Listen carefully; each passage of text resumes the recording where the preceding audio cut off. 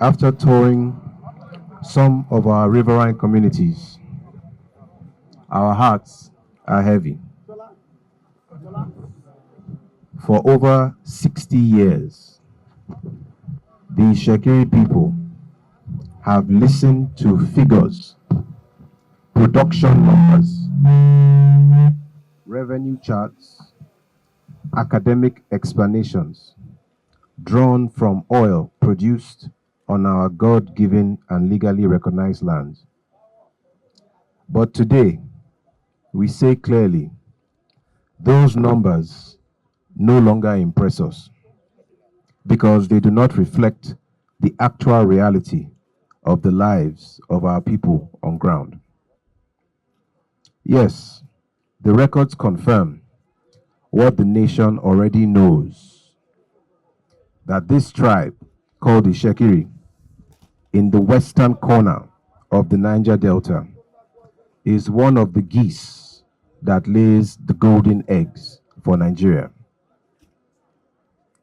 And yet, paradoxically, our people remain poor, frustrated, and neglected.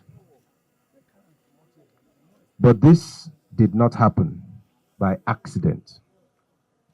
It is the result of previous indifferent and inconsistent regulatory attitudes, divide and rule tactics by oil companies, a culture that tolerates oppression, and more importantly, internal compromise and betrayal by a few among our own Itsekiri people who are driven by greed, selfishness, and wickedness. Today, for the sake of my people, I refuse to remain silent.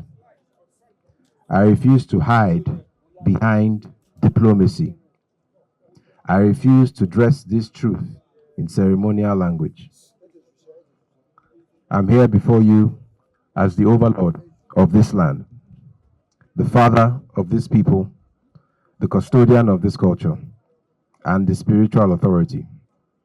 And I say it plainly, my people are discouraged. My people are poor. My people are tired. However, my people will no longer accept being treated as though they do not matter. But before speaking to companies and to outsiders, I must first speak to my own people. Ekutele Towinoli.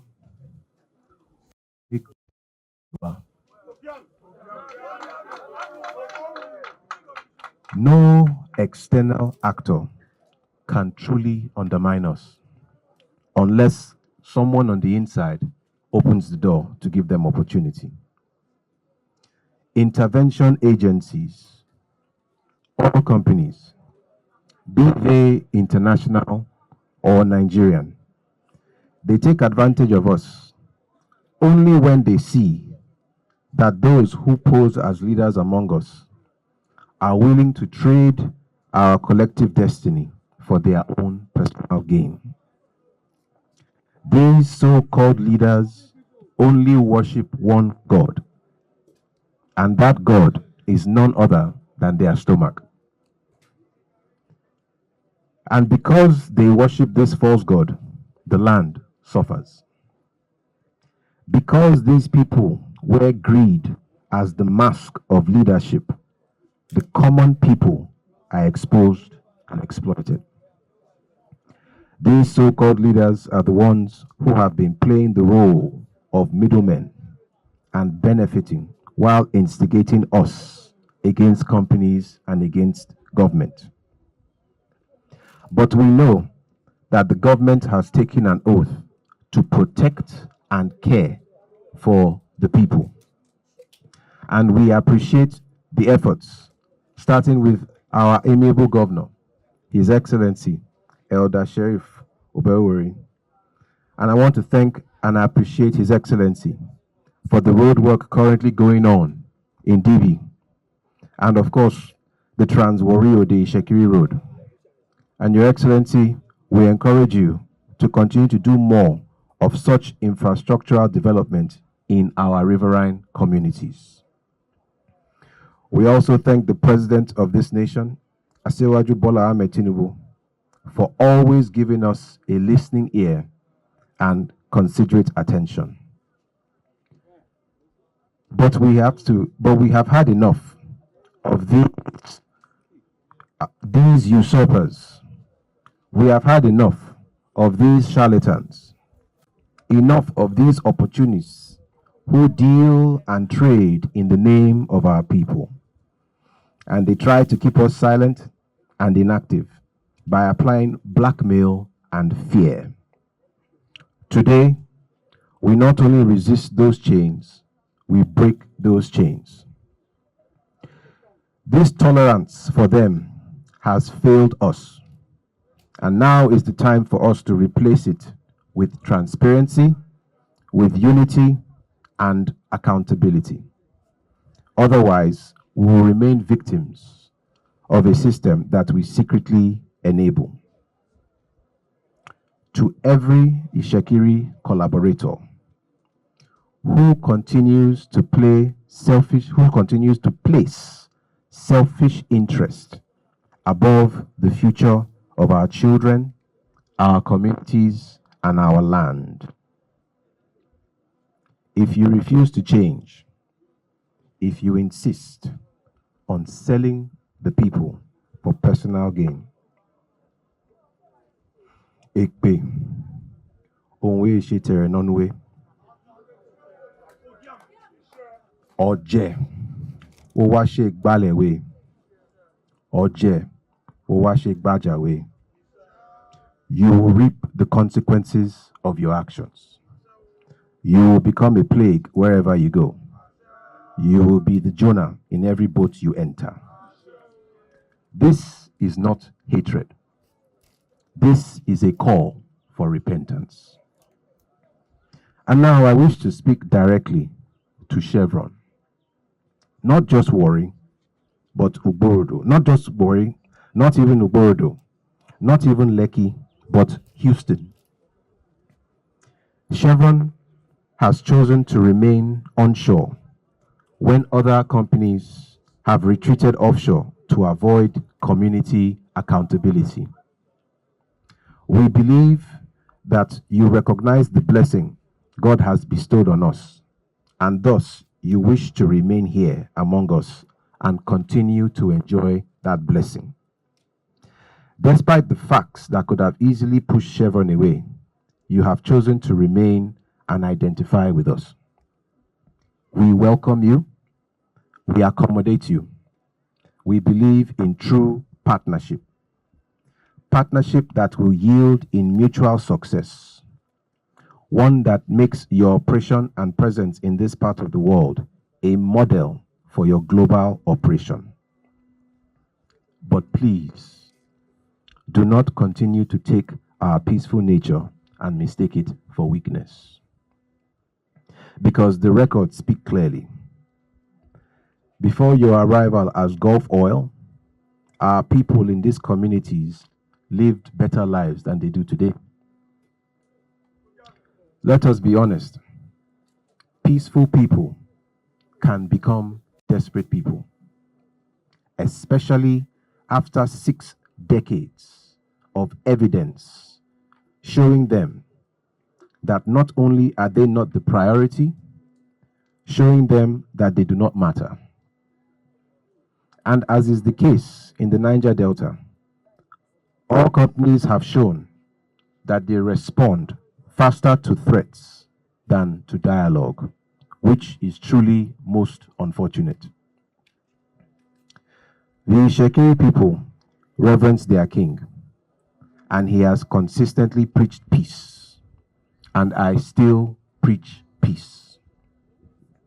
But peace without justice is not sustainable, and it is becoming increasingly difficult, even irresponsible, for me to ask our people to continue to accept this unjust pattern.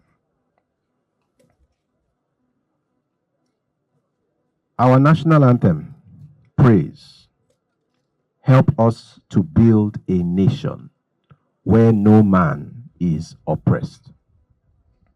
Nation building begins at the grassroots. When the foundation is neglected or suppressed, what can the righteous do? The land is alive. The land knows when there is injustice. The land knows when there is oppression.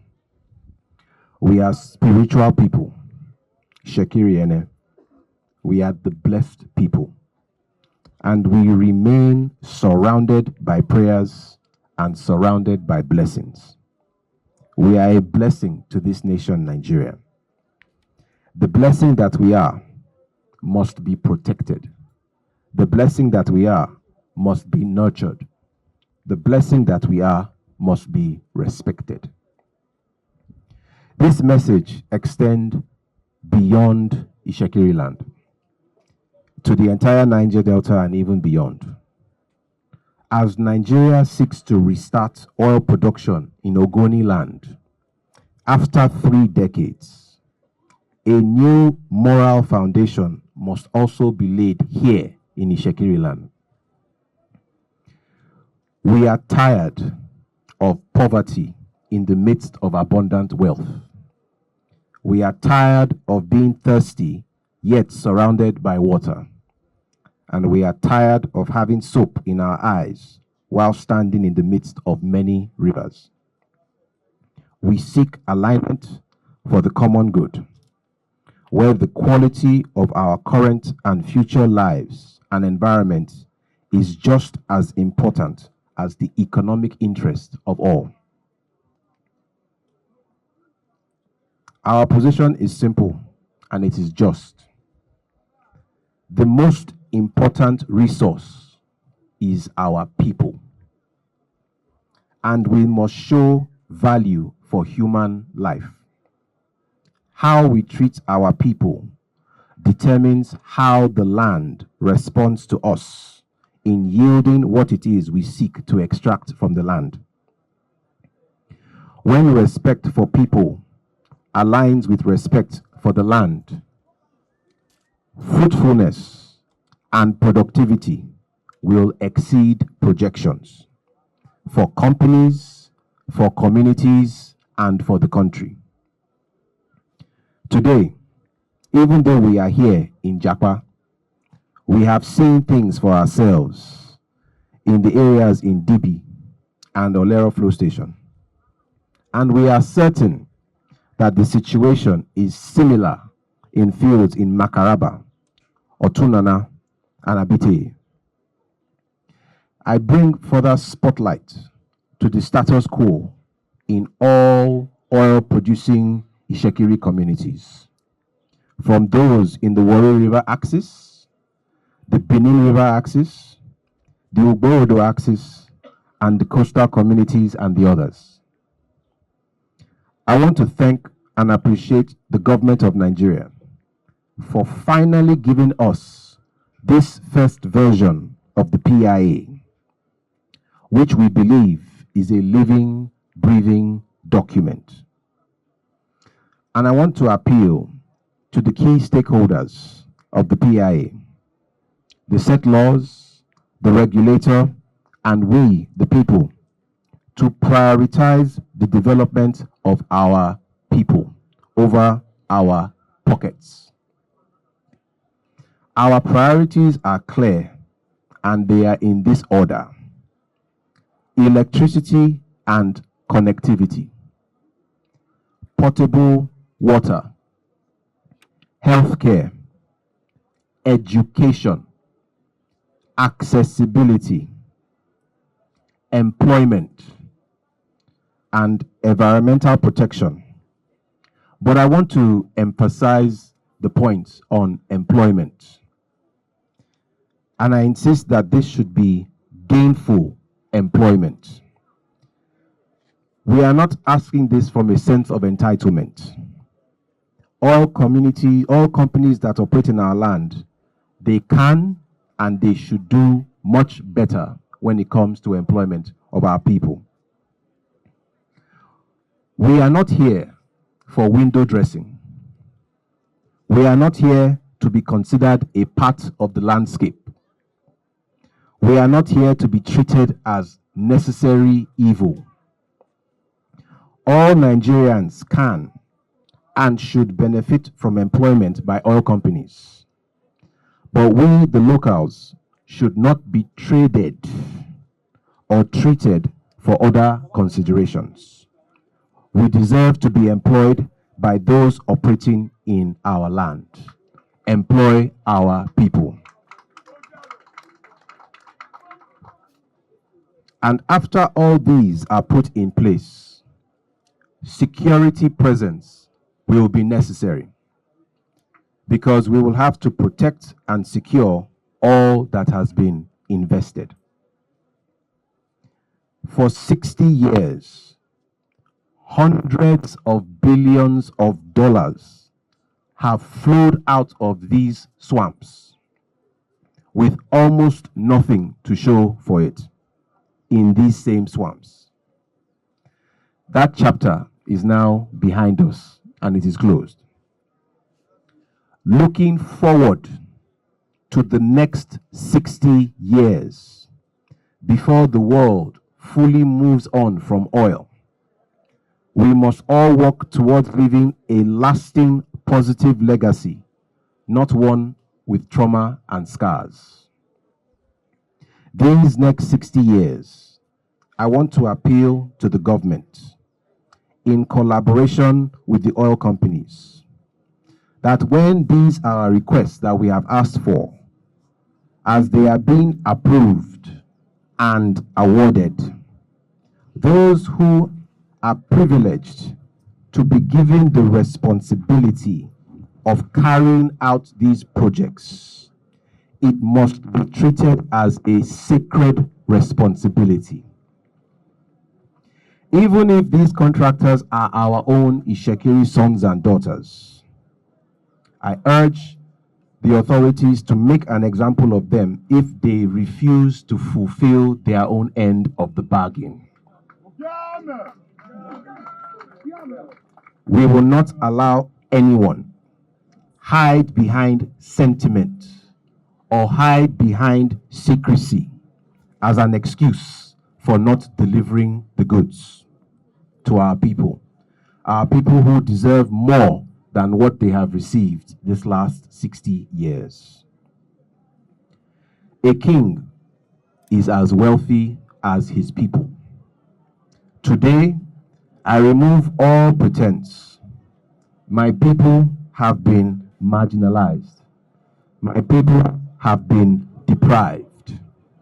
And this treatment comes to an end today. This is not about contracts for a few people. This is about dignity for all my people.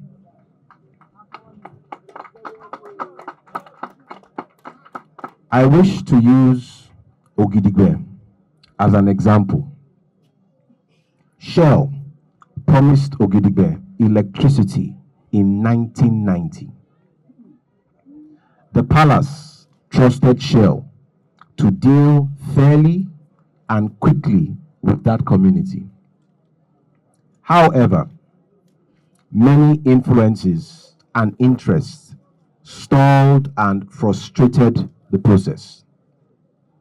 It was not until the palace stepped in directly 3 years ago, after 3 decades of being patient, that Shell, having changed to Renaissance, moved with such impressive speed to bring that project to a concluding phase. The palace will no longer watch from a distance. Gulf Oil has morphed into Chevron, and I will not allow Chevron, Renaissance, Seplat, Heritage, Corn Oil, Nekonde Nest Oil, ND Western, Elcrest, Platform, Sahara Energy, and other oil companies to repeat the failures of the past.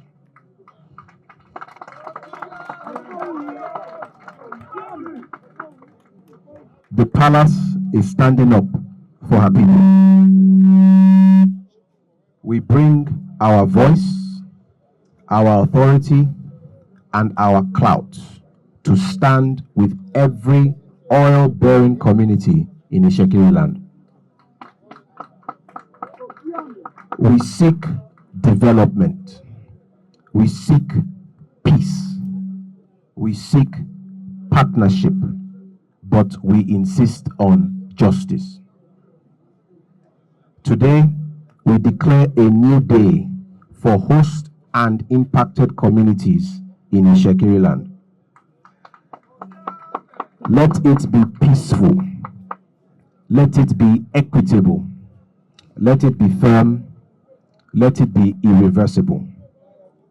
May God continue to bless Warri Kingdom. May God bless Delta State. And may God bless the Federal Republic of Nigeria.